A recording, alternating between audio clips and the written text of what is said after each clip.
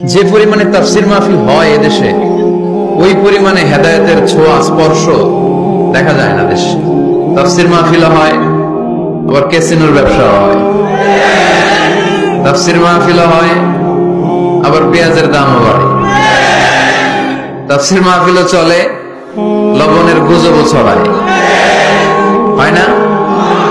তার মানে যে পরিমাণে এটার ইম্প্যাক্ট ইন দ্য সোসাইটি, এটার প্রতিফলন, এটার প্রভাব সমাজে থাকা দরকার ছিল, ততটা নাই। একেবারে যে নাই তা বলবো না, আছে। মানুষ পরিবর্তন হচ্ছে, দেখা যাচ্ছে। আমাদেরকে বলে, হুজুর আগে গান বাজনা শুনতাম, এখন কোরআন শুনি।